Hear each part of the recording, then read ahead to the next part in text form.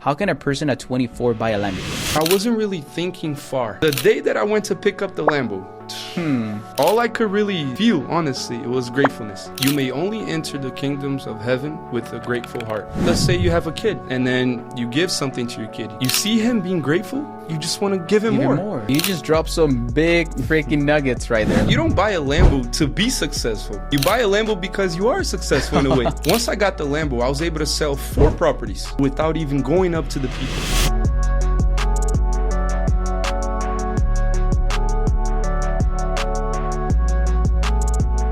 Okay guys, so today I have a very special guest, a good friend of mine at this point, and we met the other day at a car show, and since that day I felt like there was a synergy that we were going to be doing some business together. And I also told him, hey, I want to have you at the podcast.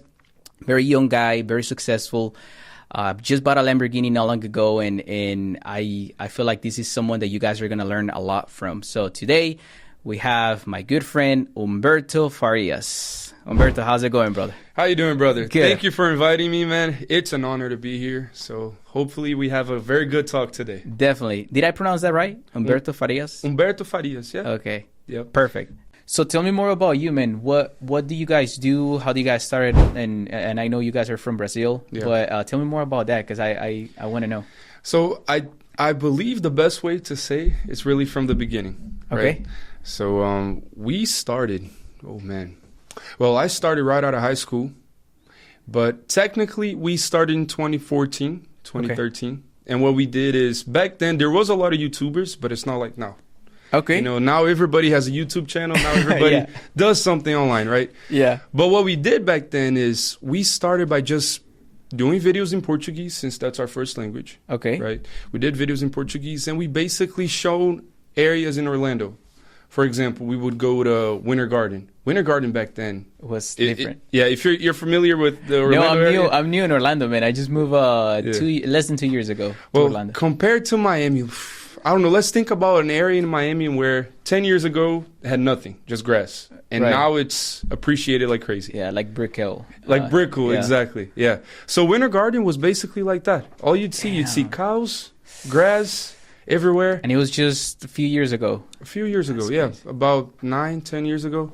But what we did is we went there, and then we literally told people, because we lived there already. Okay. We told, look, there's a project coming to town. There's a big market. There's malls. There's a bunch of things coming here. Right. And then we started selling that area, right, to Brazilians. Okay. And little by little, they were contacting us. We had a blog, actually, email. And so they started contacting us. We would get people little by little, and we started building a rapport, a connection with them. Okay. Right? To the point where there's 1,000 subscribers, 5,000, 10,000. You know, we were growing, and we built a connection with the Brazilian public. Wow. Right? And if we fast forward to today, right, we were just talking before we started here. If we fast forward to today, the office, right, we finally opened our office at the beginning of this year. And now it's crazy, man. It's like a snowball effect, you know? Yeah. So you guys are helping Brazilians and people who have investments or that want to invest in Florida market, right? Exactly. Like, that's what you guys do. So you guys are realtors here locally that help them? Yeah, I said a lot, but I didn't say what we are. Right? Yeah. But no, I'm just trying to understand. I think I got it, but just making sure. Yeah, we're real estate agents. And we basically, the thing about the real estate agent is you're not only selling a house, and especially if you're selling for somebody that's from another country. Right. Right. You got to take them by the hand, and you got to say, look, this is how you put your kids in school. This is how you get your health insurance. This is how you do this, that. You basically got to guide them step by step with everything. So we are real estate agents. We are, and I'm proud of that. But we do more than that, you know. Nice. We're kind of friends. We basically become friends. Everybody invites us for a picanha after. Wow, that's amazing. And the best part is that once you guys finish, it's like these people who just invested on these properties, now they have family that also want to invest on more properties. So at the end of the day, it's just word of mouth.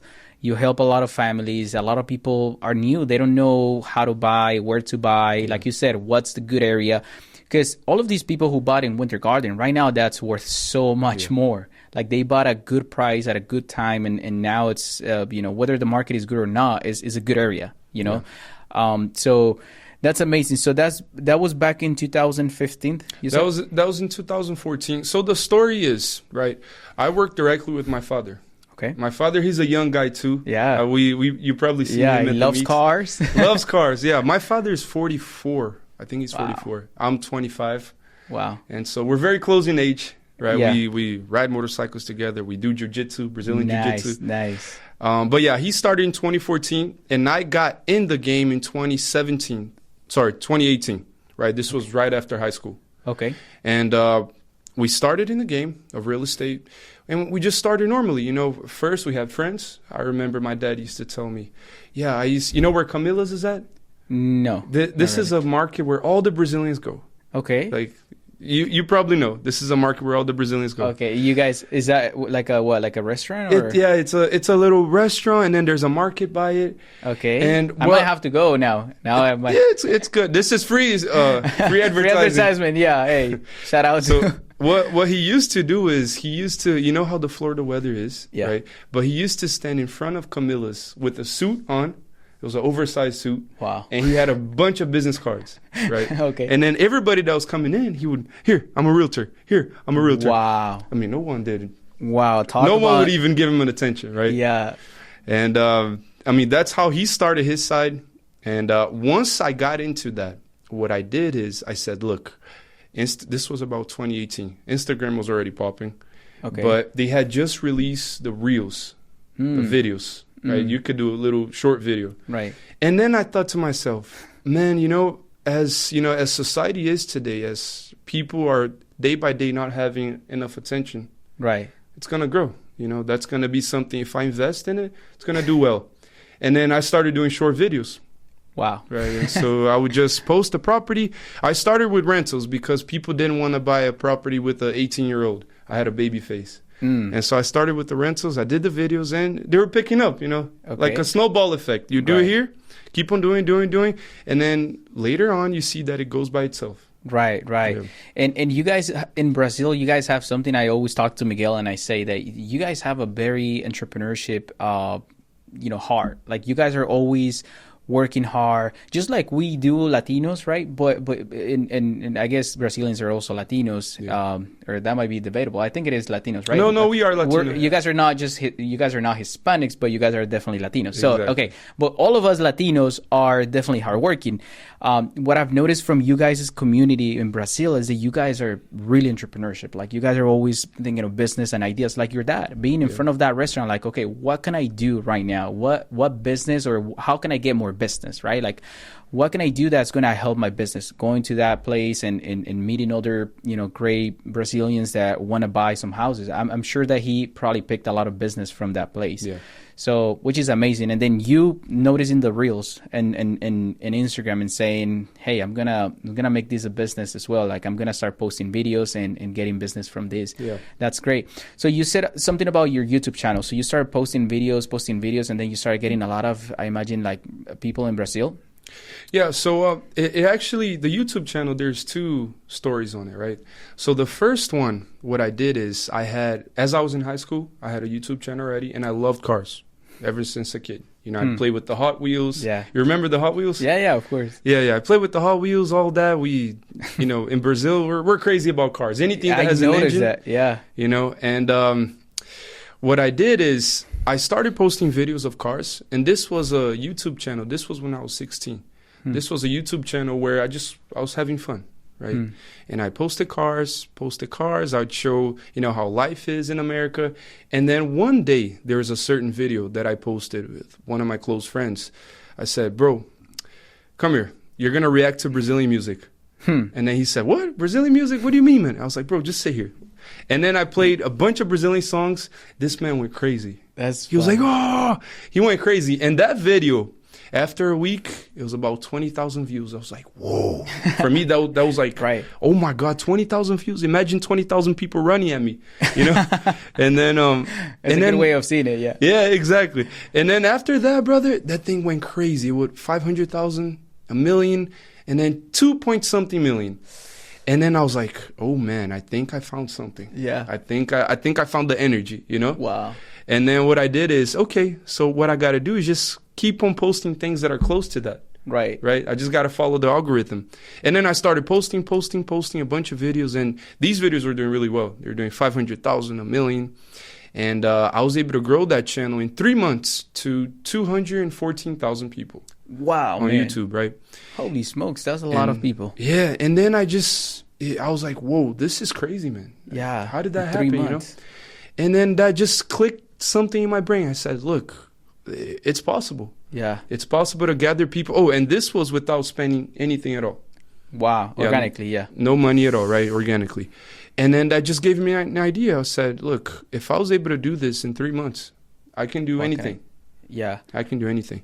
And then after that, as I got my real estate license, I was still in college, right? I was going to do architecture in college, but I started selling homes, and then I could see, how big the vision is for the whole real estate business. And I said, man, I'm going to focus on this. I'm going to focus in this real estate world, and let me see what's going to happen. And then I just kind of translated over there. Okay. I started doing the same thing in Instagram. It took a while to actually, get going, but it started growing, and thank God we're doing pretty good right now. Nice. So you guys are right now just doing mostly real estate, or is that all that you're doing? So mostly, yes, anything with real estate related. Okay. Right. So we actually build as well. Oh, nice. We build in Palm Bay. We have just finished the whole. I think we've had 40 houses. And wow. We have 3 left. They're already built. But anything real estate related, we're kind of in that area. Right. You said Palm Bay? Palm Bay. Palm Bay. I'm building 3 houses in Palm Bay. Really? I understand the market in Palm Bay now, because when we started building those houses, it was a new city to me, but then I started seeing so much growth. I'm like, okay, maybe this is the place for us to build. The 40 houses that you guys are building, let's talk a little bit more about that, because I'm also real estate developer. So I analyze land that's more than 5 acres that can be developed into multiple homes. Are you guys doing like individual homes, or you guys are doing like a one development with like 100 homes or 40 homes or 10 homes, but just in one site rather than like scattered throughout the city? No, yeah, we're doing individual homes. Okay. So, each lot, and we started this about 3 to 4 years ago, and it was with each lot, right? Okay. So we found a lot. There's a private investor, and so we come in also, usually half and half, and then we just go individually, lot by lot. Oh, got it. Are you guys open to potentially building in one subdivision rather than like multiple places? Oh, yeah. Just like in one, 10 acre, 20 acre, where you can build 40 homes in one shot? 100%, brother. Okay. 100%. I'll keep that in mind, because that's the main thing of what we do in this business. Let's do it. As developers. Now let's talk a little more about cars, because you like cars, I like cars. I gotta take a sip of coffee. Let's do it, man. But the main question, I was thinking of questions, and I'm like, okay, I need to ask him this, because a lot of people are gonna connect. A lot of people that actually watch my podcast and my content, they're pretty young, they're hungry, they want success, they don't know where to start. But how can a person at 24, holy smokes, 24, that's pretty young. How can a person at 24 buy a Lamborghini? You did it. So now tell us, how can someone do it too? Oh boy. Brother, it's gonna sound a little bit, it might not be the logical answer, right? But I think you're gonna identify with that as well. Yep. I've always had this thing in my mind ever since a little kid, where the life I was going to live, even if I wasn't living the life I wanted to live, one day, God will be able to provide that for me. Amen. And so what I did is I had that vision in my mind, and I would sometimes I would just daydream. A lot of times I went in my closet and I just kind of laid down, and I was just imagining opening up a door for a car. And that car was a Lamborghini. Wow. And I imagine even the color, even down to the color. And then as I'm talking right now, I can feel it, bro. I'm getting chills too, bro. Yeah. And so I started asking God, and I really started taking that for my life. So I had that vision.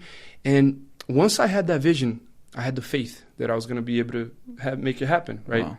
And it just so happened to come in earlier than what I expected, but wow. I'm thankful for that. That's the main general, right. And of course there's the hard work. Yeah. That's just right. the tip of the iceberg. But Right. Yeah, but a lot of people put in the work, but they don't call it into existence. Meaning, like they don't think about it, they don't pray about it, they don't see themselves actually owning one of those cars. That happened to me when I was thinking of buying my first Lamborghini, which was the orange Gallardo.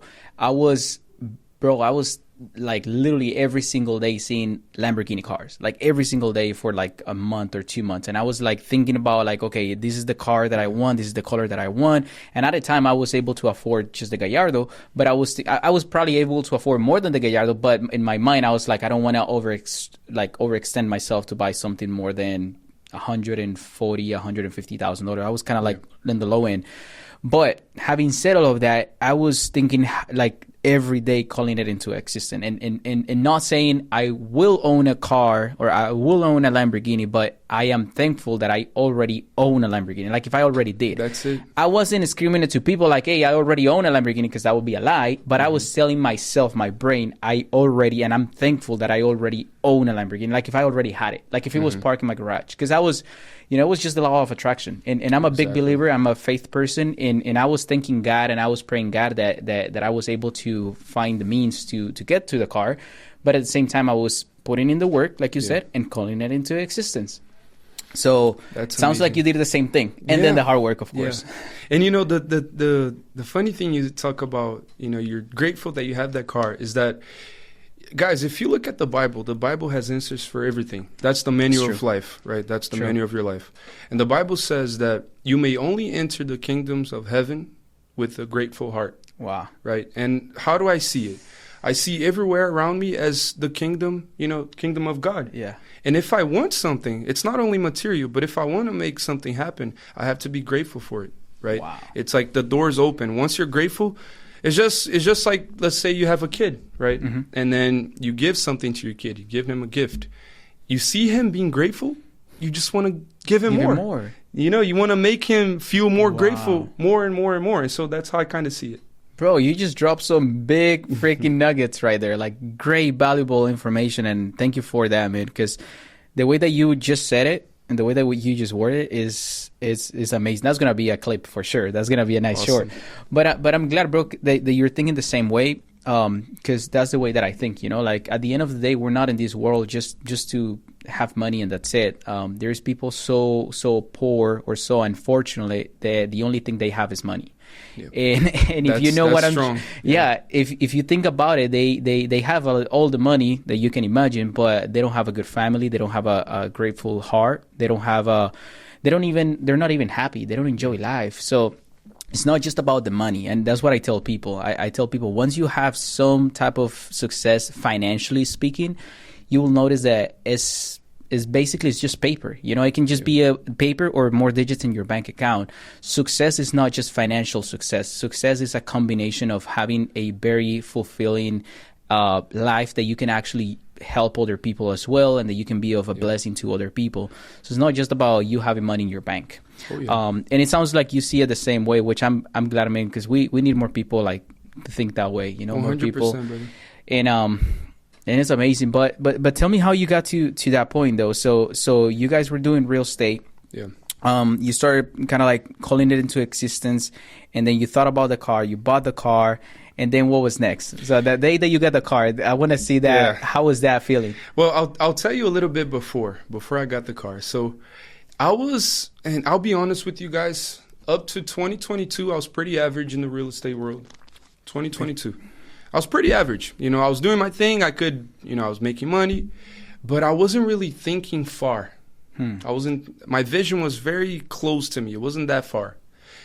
And something happened. A couple of personal things happened. And that's why it's important to be able to convert energy, right? So bad things happened in my life in 2022. And I could have been, I could have taken that and just been very depressed or, just taken that as something bad and just become a victim of society. Wow. But what I did is, there's something in Portuguese called a metanoia. In English, I don't know what it's called, but it's like it's like the chemicals of the way you think about things change. It's meta something. Wow. Right? And something happened, man. I just woke up and then I said, look, I can't be living a life like this anymore. My ears are going up. I've always had the dream of becoming somebody that drives the nice cars, that, pulls up in the best restaurants. Because, that's a life worth living too, Yeah, definitely. And so after that point in 2022, I started taking things seriously, right? I started mentalizing, all right, so I want to do this, this, and this. So I started having more faith. Got closer to God as well. Wow. Being close to God is what really got everything else moving. And anyways, from 2022, things started going up and up and up and up and up. It had its downs. It's normal, Right. There's months that you're not really that productive. Right. Yeah. So, but anyways, things started going good. The Reels, I started getting clients. There's a point where there's about 3 million monthly people accessing my Instagram because of the Reels. Wow. Right? And so I was able to translate a lot of leads. A lot of them came to me, a lot of leads, referrals. And let's fast forward to the point where I had the Lambo. I kind of just showed you guys what happened, on the way there. Brother, the day that I went to pick up the Lambo, you know how it is, It's it didn't even feel real, bro. Yeah, it doesn't feel like. But all I could really feel, honestly, it was gratefulness. Wow. I could feel gratefulness. I was able to thank God. The first things that I did on the Lambo was pray, and then just kind of play some gospel songs. Wow. Kind of thank God. That's something that we always do. I've always done that in my new cars. Nice. I feel like, you're blessing the area. I do pray for my cars. When I buy a car, I do pray for them, like I want to make sure that the God is with me. I don't want to get into accidents or nothing like that, but I do that. And then something interesting that happened when I bought this Lamborghini was the day after. It wasn't even on the first Lamborghini. It was on this one because this is an Aventador, much better car. It's a V12, guys. It's a V12. Let's go. And, bro, I woke up the next day. I'm like, was that a dream? Was that I had to go to the garage. I'm like, okay, I just want to make sure that I actually did it. Yeah. And then I see it in the garage. I'm like, oh, gosh.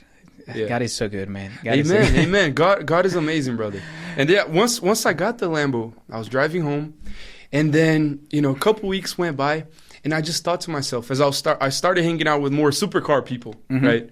And the ideas are just different, man. When you surround with people that are on a different level mentally, you hear different things, man. You're forced to up your frequency. Yep. And then I realized, oh man, this is just the bottom of it. Yep. And you've seen, bro. You know what I'm saying? It's true. And what I tell people that, because I have some friends or people that tell me I don't need a Lamborghini to be successful. I'm like, no, you buy the Lamborghini to open doors to new type of people. Yeah. Like you buy the Lamborghini not because you want to show off and say, hey, I have a Lamborghini. You don't. It's a conversation. Like, for instance, we met at a Lamborghini or exotic car meetup. Yeah. So we would have not had this interaction, this meeting, this podcast, plus all the potential business that we can do in the future if I didn't invested on buying the Lamborghini, because I don't think it's a liability. I think it's an asset. It's an investment. So at the end of the day, it's like a watch. It just opens the door to new conversations. Exactly. And usually, like you said, higher frequencies. People with different points of views on life and stuff like that.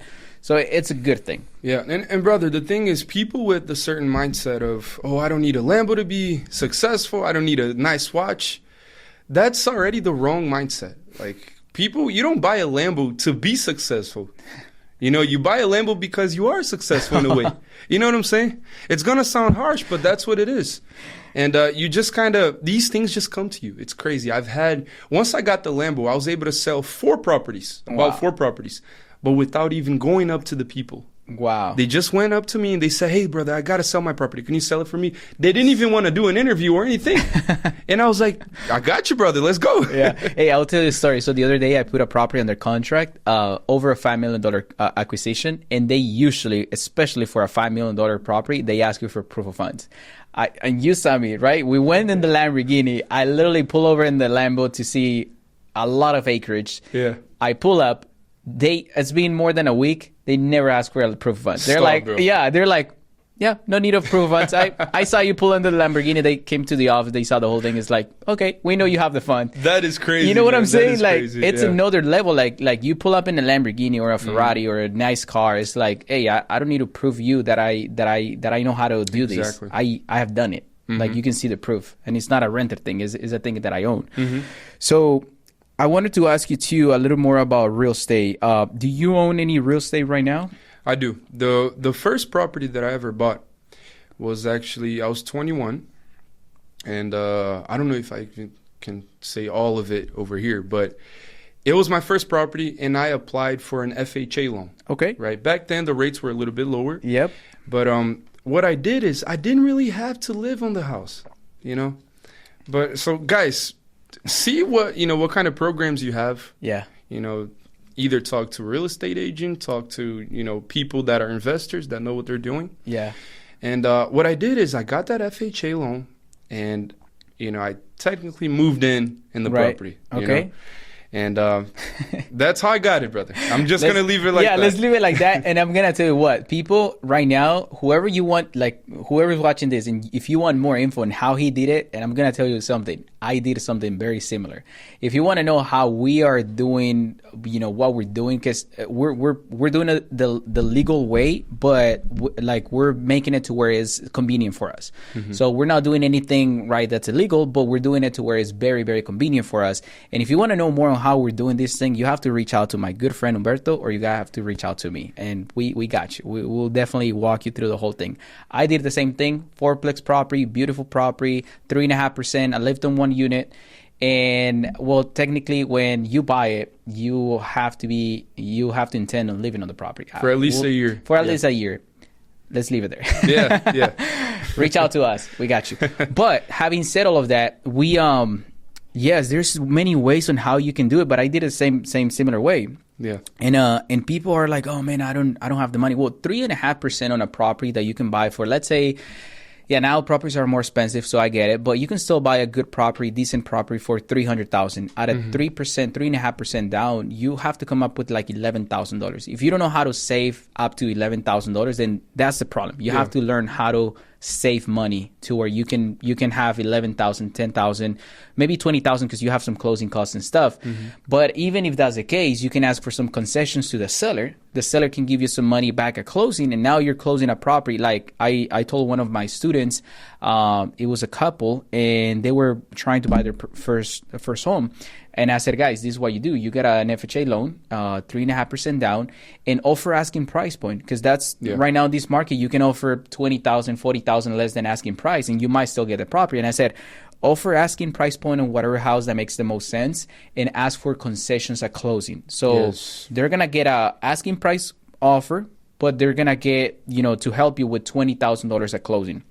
They put in on that house $4,000. They bought a house that now has some equity because it's been actually appreciating since they bought it. They actually lived on the property for 1 year, and now they put it on Airbnb. And the property's cash flowing, is producing them good income, and they bought it for just $4,000. Wow, look at that. So it's just creative financing. You have to find a way to do it. Bro, there's people that go to clubs and they spend $4,000 in one night. One night. And yeah, a good thing you said is people think that the properties are just, they're that price and you can't really negotiate. You can't do anything.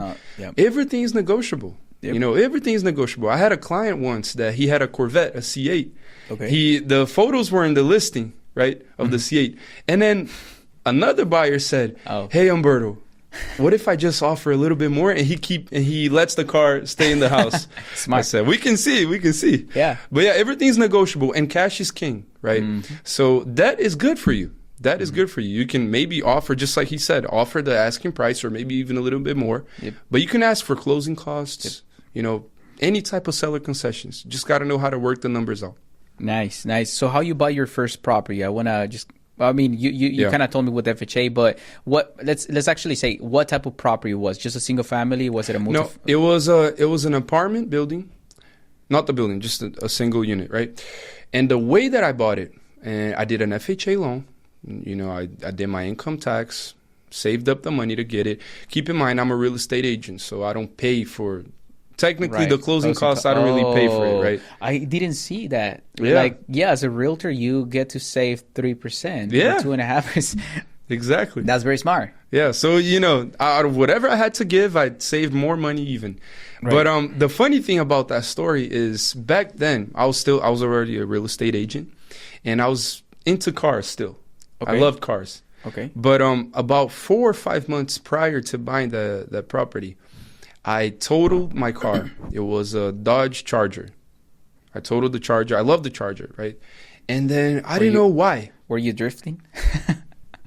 I wasn't drifting, but let's just keep it like that. Keep it there. Yeah, I saw a tree and the tree liked me a lot, so I had to hug it. You know, I had to hug the tree.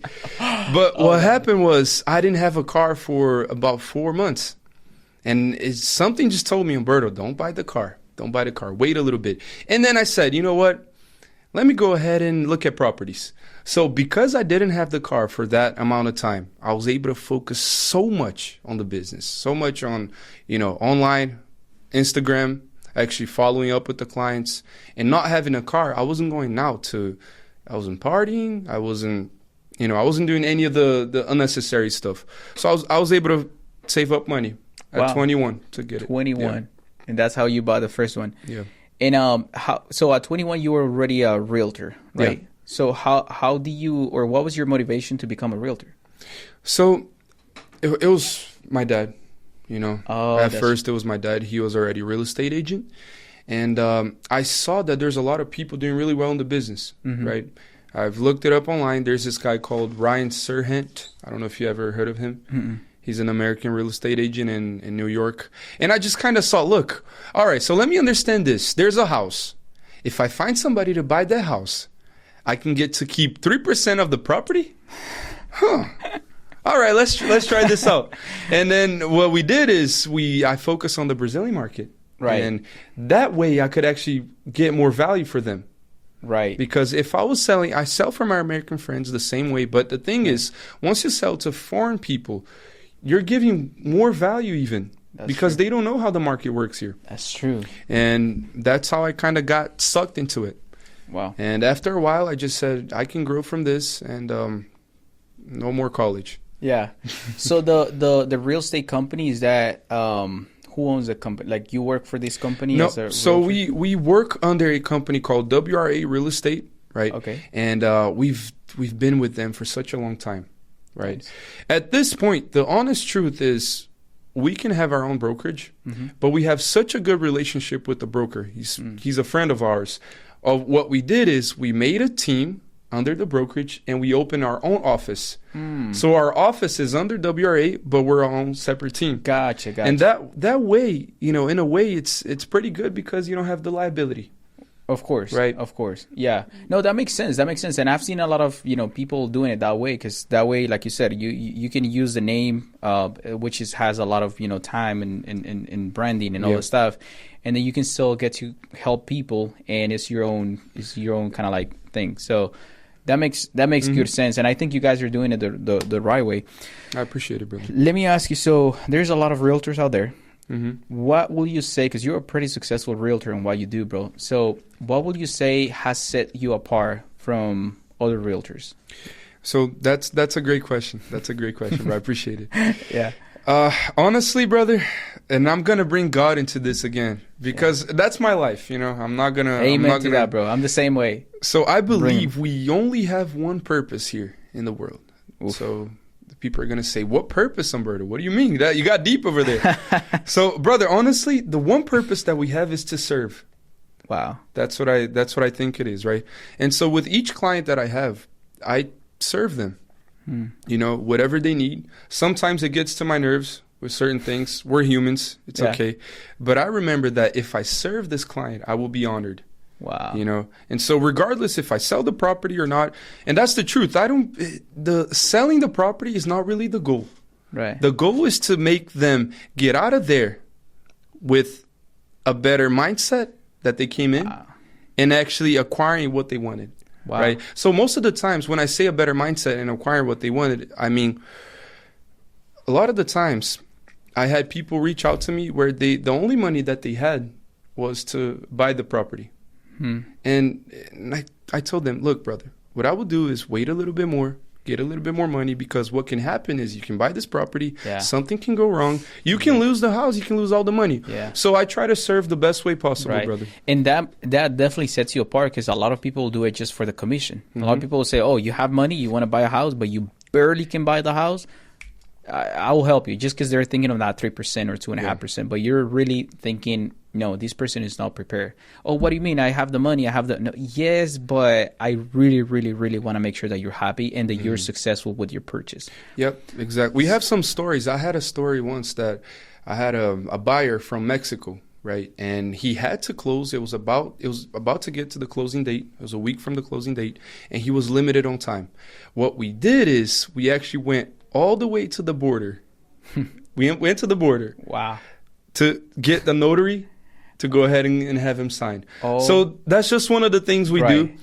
And I think you're really going to be compensated for what you do, for how much you serve, you know? Yep. Bro, that's amazing, man. I honestly, I've seen what you do, and I've seen what your dad is doing as well, and the team, and you guys are very, very inspirational. And I hope that there is something that I can also do to help your community, the people here in Orlando and even out of Orlando who are from Brazil, who might be wanting to invest or do some land deals or land investments or land purchases or new construction.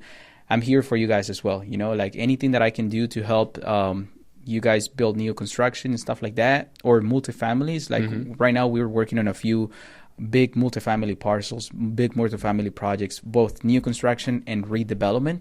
Like in the city of Oklahoma, we have right now 189 units that we're renovating. Wow, brother. Yeah, big project, big project. That's amazing. It's my company who's leading on that. And I'm the first one in my family to do real estate. It's kind of like a new thing to all of my family now. Most of my family work for me, and to me it's kind of like it's a blessing. It's a God thing. It's a God thing, because I would have never thought it was possible, and I did all of this on my 20s. So seeing someone like you doing the same thing, bro, is very inspirational as well, because that just means that more and more people are not taking for granted the fact that there are a lot of tools out there, especially in the US, bro.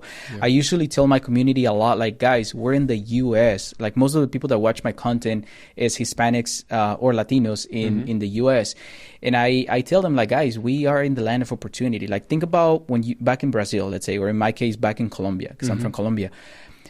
We only wish we had the access or the opportunities that people here has. And some people here are taking it for granted. So to me, it's like, guys, let's not sleep on opportunities. Let's take let's do something about it. Let's take these many opportunities that we have here and do it. So that's what we're doing right now. We're building, developing, doing all of that stuff. And I'm saying all of that to say that if there's a way that I can help with me, my team, or my company, any of you guys or your community, bro, I'll be glad to help. Let's do that, brother. Glad to help. Let's do that. Let's do that. And one thing is, Anderson, I've known you not for a while, bro. But I can already tell, bro, what kind of man you are, man. I can tell that you're very competent. Thank you, bro. Right? I appreciate you, man. It'll be an honor able to work with you. Thank you, bro. Likewise. And I'm glad that Miguel kind of did the introduction way before. Miguel was the man. He was the one putting us kind of like together. And then we happened to meet at the car event. And then your dad, bro, your dad is one of the kindest person that I've met. And I can see why you are so kind, because he's also very, very kind, great guy. That's amazing. Very down to earth. I was telling my wife, I'm like, wow, this guy Pablo, he's amazing. He's a great guy. And then I met you, I'm like, Umberto's a great guy. And it's like, yeah, you guys are amazing. That means a lot, brother. That means a lot. I appreciate you. Thank you, bro. We're going to get Pablo here too. Let's get him too. Yeah, let's get him. And sure. You can actually do in Spanish. His Spanish is perfect, brother. I noticed he was speaking to me a few words, but his accent was good. His Spanish was good. I'm like, wow. And that's the one thing about Portuguese is very similar. When I speak with Miguel, he can speak to me in Portuguese, and I understand about 80 to 90% of what he's saying. Okay, that's good. That's like, good. Okay, you guys, and I'm learning. Se quiere hablar español, vamos a hablar. But, yeah. Carretera. Eso yo no sé. ¿Qué es eso? The other day I was talking land development, right? And I'm saying because I'm mentoring this one student. She came for a full day mentorship, and I'm telling her everything but in Spanish. And so he was recording the whole session, and I said carretera. That's Carretera. the whole time I was like carretera, and then I drew I did a drawing, but in the drawing there was a truck, but then there was a road, and the whole time he was thinking that carretera was a car or a truck. Like a semi truck, right? Like a semi truck. I'm like, because it sounds like carreta in Portuguese. Yeah, he told me that, and I'm like, no, that carretera is road. Oh. So in land development, we have a lot of like, when we speak about land development, we said about a lot about roads, you know, where is the road gonna go and stuff. So he was probably thinking, where's the truck gonna go? Yeah, Man. that's what I was thinking, because he was like, ¿a dónde va la carretera? Like, oh, so la carretera tienes que pasar. Yeah. There's a lot of words that are close, but they Very close. mean a whole different thing.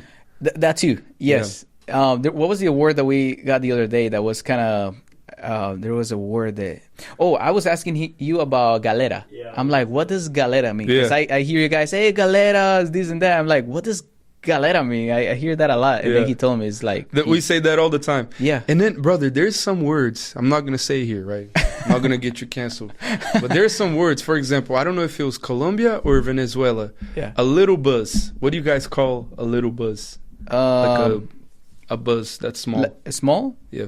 Well, we can say bus, but I imagine that's another word that you're looking for. Quizás maybe colectivo, or I think it was buseta. Buseta. Yeah, that's Brother, another word. But that Depending on the city. Look at me. Wait, what happened with Brother, that? that is one of the worst words you can say in Portuguese. No. Yeah, so watch out if you. Really? Yeah. That's funny. That's the female genitalia right there. Damn, Yeah, I bro. didn't know. In my city where I was born, in Cali, we use that word a lot Yeah. for the bus. For you guys the it's bus. normal. Wow. But for us it's like, Oh ain't wow! no way you Wait, said chill. that, bro. Chill out, man. Chill out. I didn't know you're like that. That's so funny. Oh my gosh! When I go to Brazil, I'm gonna make sure I don't say that. Oh yeah, bro. You're gonna love Brazil, brother. I really, really, really want to go, bro. You But should but go, I also bro. want to kind of like get a little more Portuguese, so when I go there, I can communicate a little bit. And I'm trying, bro. I've been trying, but he's like, bro, your accent is not. Como é que tá o português? Eu quero falar português, something like that. Tá falando, pô. Tá falando bem. Eu falo Fala caminhão. caminhão. Tá bom, mano. Tá bom. Tá bom. Tá Yeah, bom. the other day I was asking him, how do you say like, hey, how are you? And he was telling me, todo bien? Todo bien? Like, and in Spanish it's todo bien. Hey, Sí. todo bien? It's like, hey, is everything okay? Everything fine? Everything good? And the thing about Colombia and Brazil too, one of my best friends is Colombian. Right? Okay. And the culture is very similar, man. Very similar. Very I mean, we're similar. South America people, Yeah. you know, we're borderline with the Amazon, Amazonas. So it's like, I feel like we probably share a lot of similar stuff. We do. We grew up playing soccer. That as well. You know, we watch Barcelona, Real Madrid. Yeah. You know, we listen to the local music there. It'd be Yeah. rap, funk, whatever. Yeah. You know what I'm What saying? is that? What is that? Funk? Is that what you just said? Is that Funk. a type of music that you guys? Bro, that you guys have? probably every edit that you see on TikTok, on social media has a funk song. Funk. Yes. It's like, you know, Yeah. I was the other day in Boca Raton here in South Florida, and this lady, she was from Brazil, and she was telling me that that's a very popular music type that you guys have in Brazil. And I'm like, Yeah. let me search it up, and then I search it up. I'm like, I feel like I've heard this type of music multiple times. I didn't know it was from Brazil, but it was interesting. It was Yeah. I mean, Brazil, the culture in Brazil right now is getting very popular. yeah. Social media today, man, you can't really hide anything anymore. Yep. All the cultures are just coming up. Yep. You know, Yep, coming that's up true. and coming up. And that's I've seen one thing. I've seen your video before I met you. Somewhere in social media, I saw your video. Really? Somewhere. Yeah. That means that we're doing things right. Yeah, exactly. So Miguel. Good. Yeah, we just hit the other day a video with like 40,000. I usually don't get that many views, but it was like 40 some thousand, and I'm like, That's holy amazing, smokes, bro. We're doing the That's right amazing. thing. That's So, amazing. closing the podcast, let me ask you a few questions. But first, let's go with cars. Yeah. Lamborghini or Ferrari? Oh, man. Oh, man. I put you on the That's such spot, a didn't I? broad question, right? I put you on the spot, bro. Currently or like... I don't know. Currently, in general, what? All right, I'll Just say... pick one. I'll say this is gonna sound a little bit ironic, but in general, I say Ferrari, right? For the history, for Formula One. Okay. But currently, Lamborghini, baby. Yeah. Let's go. Yeah, Lamborghini has, the history. The other day I was watching the history of Lamborghini and the founder, and it was amazing, bro. Yeah. He was going through so much, and then he asked Ferrari, or he actually talks to Ferrari, Enzo Ferrari, and he's like, hey, you can do this to your cars and it can be better, and Go back to your tractors. Go back to your tractors. Yeah. And he's like, oh, really? Okay. And now look at the beautiful tractors that we got. That is crazy. See, Yeah, he converted energy. Exactly. That's what he did. He could have gone back home and start crying and be like, oh, this guy Enzo Ferrari, he humiliated me, whatever. But he didn't take no as an answer. He was like, no, I'll do something about it. So yeah, Ferruccio Lamborghini. That's a code right there. Whenever I find something that clicks on my mind, I say that's a code. Yep. So that means that, bad situations are actually good for you if you know how to make it right. Yep. Yeah. What's your thoughts on McLarens? Bro, I love McLarens. Okay. I love McLarens. My dad had bought a 570. Okay. Right before he had the Aventador also, right? Okay. Bro, it's such a fast car. It's fun. Such a fast car. The only bad side, you probably heard this from a lot of people. The only bad thing about McLarens is you might be driving one day and everything might shut off in the highway. So that's the only bad side. Yeah, definitely. Yeah, I was close to buying a 720S. Oh, those are beautiful. Yeah, beautiful, very beautiful. But my one thing was I have a lot of friends tell me they are always at the shop, and I don't know if they were exaggerating in a way or not, but yeah, it's not, at least not right now. From what I heard, it's not as reliable. Well, yeah, that's the thing about Lamborghini, bro. The Lamborghini, that V12 engine is bulletproof, Yep. And just like the Huracan V10, if they had that engine for such a long time, that's the type of car you can daily. You drove yours here, I saw it. No, I do it every day, bro. That's Really, my daily. bro? Yeah, that's my daily. That's his pretty daily. much. Yeah, I daily my Lamborghini, bro. The Aventador V12 from the home to the office and office to the home. Yeah. Every day. Now, what about Corvettes? I think Corvettes are trash. What do you think about Corvettes? Brother, I'll say this. I'll do an analogy, right? Anybody listening? Your wife's not listening, right? All right. So a Corvette is like a very cute girl. Very cute girl. But the only downside is that she's been with almost everybody. So you get to, you choose. She's very cute, but there's a little history behind it. Oh my God, bro, that's gonna be an amazing clip. I have a few friends with Corvettes, and he's always telling me like, oh, bro, I prefer Corvette over Lamborghinis. I'm like, bro, come on, like it's not even a close comparison. What? They perform amazingly, right? Yeah, I think they perform. They kind of look good, but for the price, you can't beat it. Yeah, yep. But it's just like that girl. She's beautiful, but she's not too expensive. She doesn't ask for too much, but she's been with the block. Okay, bro. One last question. What's your tip for someone that wants to achieve success?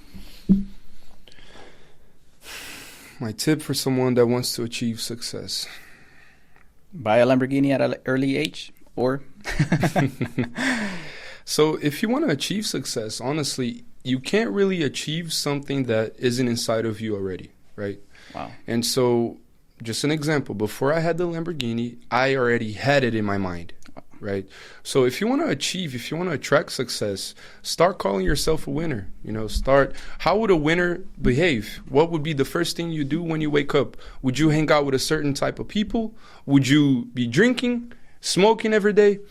So if you want success, call success inside your life and start living. I don't have anything to add to that. That was amazing. That was perfect. I told you had a good conversation. Yeah, it was great. And then the last one, this one is going to be a little unfair because I always ask usually people that already know something about what we do with the Avanza conference. But is this, I kind of already told you a little bit, but we're hosting this conference. It's called Avanza. It's really for people that want to become better in life, in all aspects, not just financially, but with family, with themselves, with God. We also have the 5 F's that we call it. So it's family, freedom, fulfillment, faith and family. Did I say family twice? Family, freedom, fulfillment, faith, and finances. Finances. Yeah. So With all of that, I just wanna say it would be a little unfair to ask you, but what I usually ask all of my people that come to the podcast, I say, what does Avanza mean to you? Like these that we're trying to do. How can you define what we're doing if you can put it in a few words? But it will be a little bit unfair because we haven't really talked too much about it. But from what you know, can you tell the audience what you think about Avanza, or even without knowing anything? Like if this is the first time that you hear about Avanza and the whole conference movement and everything that we're doing, what can you tell Avanza is? Just based on the fact, I don't know much, like he said, but based on the fact what I've seen today, I see it as something that is accelerating growth, right? Wow. So I think it's even in the word, right? Avanza means to advance. Yeah, right? Yeah, you got it, bro. Yeah, so I would say it's kind of a hack, like it's like a little hack. You sit in a spot, the energy is so strong that you actually advance, you accelerate your growth a little bit more and more and more. That's what I've seen, bro. Just right now. You defined it better than probably 99% of the people that have been in this podcast. No, you defined it really, really exactly what we are trying to build. We're trying to help people accelerate. You said that word, and that's exactly what Avanza is. Accelerate what they're doing, and also know that it is possible. That's why we bring people like you, people that they can say, hey, I'm also 25, or I'm 24, or I'm 26, or I'm even if they're 40, but they can relate to you and be like, this guy is very young, he's very successful, he just gave me some tips on how to become more successful, not just financially, because it's not just finances. It's also connection with God and self and family. But if he did it, I can too. And that's literally what you just said in this whole hour, is, hey, this is how I did it. And you inspire a lot of people through this podcast, bro. And that's what we want to accomplish. Amazing, so brother. Closing with that, I just want to thank you for the time. I want to know how people can follow you and how my audience can go to your... So I actually have two profiles. One is the real estate profile. It's called Umberto Realtor. So Umberto Realtor, Realtor. And then the other one is my personal one, which I basically post more cars and, the events. It's called Umberto_Farias, right? So if you want to learn more about real estate, becoming an actual realtor, go to Umberto Realtor. If you just want to see the cars and having fun, Umberto Farias. Nice. I also have two. As a matter of fact, I have multiple at this point. I have Business 1, Business 2, Anderson Develops is my personal, and then I have the professional one, I have these, and I have that. But thank you so much, man. It was so helpful and such a blessing having you here. I feel like my audience is going to really, really like this video, this podcast. And thank you for your time, man. Thank you, and thank you for the success that you're having. Thank you, God, as well, for all the stuff that He's giving you and your family, because this is just the beginning, bro. Amen, brother. And I'm excited for you, bro. Amen. Brother, thank you for inviting me. Thank you. Thank you. I hope to be here again one more time. Sure. And I know by the competent that you have, I know you're going to grow more and more and more. May God bless you, brother. Thank you, bro. I'm new in Orlando, but I'm definitely planning on bringing a lot of great things. You made noise, though. You're new here, but you're already making noise. That's good. That's good.